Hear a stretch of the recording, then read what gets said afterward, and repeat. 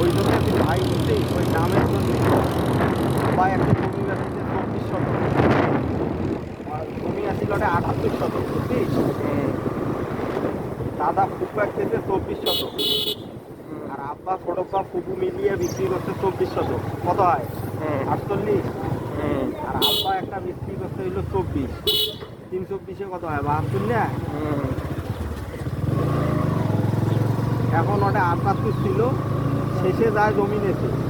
আগে তো মনে করছে জমির তো তখন তো দাম ছিল না, আব্বা করছে কি ওই সারি আসতে আসতে তো মনে কর ওরা ওই 30-এ রেকর্ড করিয়া খায়। এখন সবাই কয় জমিটা বাই কর, আর বাই করে না, এলা বাই করলে মোর নাম খারাপ হয়।